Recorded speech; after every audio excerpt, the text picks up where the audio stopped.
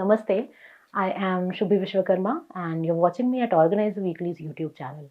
Today I'm up with a very interesting update for you all regarding the corporate jihad case which happened in the TCS office in Nashik. 7 accused in the case were arrested. One of them was absconding, Nida Khan.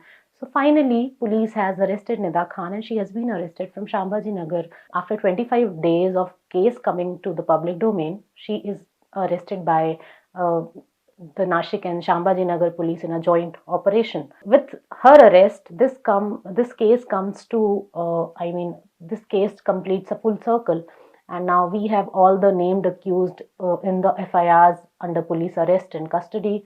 And with further investigation, we will get more and more details about the case. So far, let me first give a brief about the case. 9 FIRs in this case were registered between March 27 to April 9. And in these FIRs, 8 accused were named. I will read out their names: Danish Sheikh, Tausif Attar, Raza Memon, Shahrukh Qureshi, Shafi Sheikh, Asif Ansari, Ashwini Chanani, who was the HR, and Nida Khan, who was a subordinate. So Nida Khan has also been accused of dismissing complaints of Hindu women and not listening to their complaints and so on.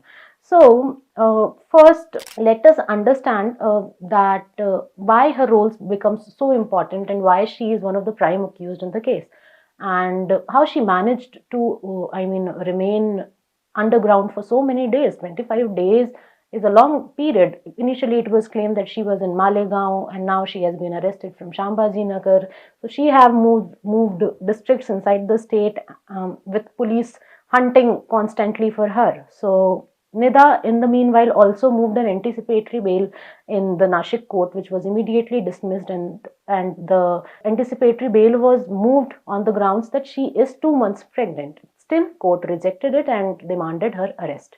Now let me tell you what Nida has done in the case and what all the FIRs have mentioned. So the investigation, the case details that Nida would ask the female Hindu employees working inside the office to convert to Islam, and that coming to Islam will make their lives better. She would also take one of the victims in this case to her home, where she would teach her how to offer namaz, how to read Quran, how to wear hijab, how to wear burqa, and so and so. She would also send her links of videos, reels, and Islamic teachings of clerics. The mobile phone of this Hindu victim in the case, she was the first one to come out in public, is filled with, applications which teach Islam, and there are videos of clerics. For instance, our sources at Organiser told us that one of the videos which was found in the Hindu women's phone had a tahrir by a cleric, wherein he is telling that all the purpose of a woman in life is to satisfy your man. If you are in labor pain, or if you are working inside a kitchen and your husband comes tired and he has some physical desires, all you need to do is go in bed with him immediately. It is being concluded that Hindu women or women in Islam have to be very obedient for their husbands, and they should do everything their husband wants. So these kind of disgusting videos were there inside the phone of this Hindu victim. And apart from that, they also planned, Nida with Danish and Tausif also planned to change the name of this Hindu girl to Hania. And Danish also took the original documents, all the documents, matriculation certificates and all were taken by Danish Sheikh against the promise that he will send the girl to Malaysia. And it was later came out that as many as 12 women fell trap to this promise, and Danish had taken all the documents of these 12 women, and he was he was introducing these girls to a man named Imran, and he was supposed to take these girls to Malaysia, and from there we don't know where these girls were supposed to go. Apart from that, a fresh detail has also emerged that documents of these girls, their change of name, their travel documents, their passports and all were being made in Malegaon. So this case has also links with Malegaon now. Nida Khan, on the other hand, was also linked with Red Fort terror module accused Dr. Shaheen. So that's how Nida becomes so important and central in this case. Now, let me tell that why her arrest becomes so much more important. Because, I mean, in many cases, we have at Organiser reported so many cases of love jihad so far, and I personally have been tracking them. I mean, two courts, two I have spoken to so many victims, and in so many cases, the frontline workers in the grooming jihad case or conversion cases are mostly Muslim women. And at times, they are being played on, I mean, they are being used by Islamist men. Soon after this Nashik case, another corporate jihad case came out from a company named Accenture. A Safai Karmachari was trapped by one of the workers out there. So, in that case, also, a female was being used. I mean, this female would reach out to the Hindu woman, tell her that he likes you, he wants to talk to you, you should talk to him, he's a very nice guy, and so and so. So, this is how things happen. We have reported the Ajmer grooming gang case. In that case as well, there are many testimonies wherein it has been claimed that initially they were being targeted by Islamist, Muslim women. Apart from that, we reported a case from Madhya Pradesh, wherein a tantric alleged who was a Muslim tantric. So this guy used to trap a woman, and after that he would use that woman in trapping another Hindu women. So how he used to trap the Hindu women? He would use his wife. So his wife was helping, and there are so many cases like these where Muslim women support their husbands, their brothers, and their cousins, or so in trapping Hindu women. And many of the times, even they are also in love relationship with the person, so they don't have any problem with bringing another woman to their life.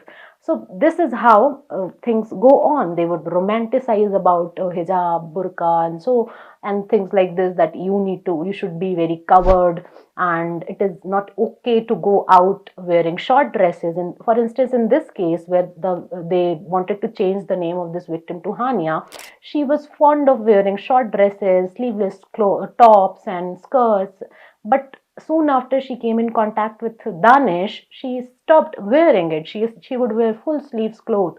She would cover her head in a way that it would look like a hijab. She stopped wearing bindi. She stopped going to the temple. And this is the slow grooming which we all have been talking about for so long now. Another interesting detail about Nida Khan is that she has been found in Shambhaji Nagar at the residence of one of close aide of Imtiaz Jalil. Imtiaz Jalil is a leader in All India Ittihadul Muslimin Party, AIMIM. And in Mumra, one of his videos which is available in YouTube, he is saying that it is unsafe for Muslims in India right now, and one of the girl working inside the TCS office who works at a reputed IT firm is being portrayed as one of the biggest dehshatgard in this country, and that I talked to her family members and I have assured them that your brother is here and that I will support you in any cost. एक बड़ी IT company आप लोग social media के ऊपर देख रहे होंगे, हमारी बहन निदा खान जो इस कंपनी के अंदर एक टेलीकॉलर बोल के काम करती थी, लेकिन उसको इस तरीके से मीडिया के जरिए ऐसा उसको रूप दिया जा रहा है कि मानो हिंदुस्तान की सबसे बड़ी दहशतगर्द वो है। उस बच्ची को, उसकी वालदा को, उसकी खाला को मैं मिला और मैंने उनसे एक बात कही, सारे के सारे तुम्हारे खिलाफ हो सकते हैं और है तुम्हारे खिलाफ, लेकिन आधी रात को तुम आवाज देना, तुम्हारा ये भाई, तुम्हारा ये बेटा तुम्हारे लिए चट्टान की तरह खड़े रहेगा। So, was the kind of support Imtiaz Jalil was giving to Nida Khan and her likes? And Nida also hired one of the expensive lawyers from Nashik. His name is Rahul Kasliwal. I have been informed that his fees ranges from I mean, his fees is in lakhs. I mean, 10 lakhs also. In Mumbai also, she hired a very rich lawyer. So where is this money coming from? She comes from a very modest family. We had seen her older picture in which she is wearing a saffron hijab. Now her real image is also out in public, and we can see that she comes from a normal family only. How is she managing all these funds? Where are these funds coming from? How they were managing to trap all these women, and they was planning to send them to Malaysia.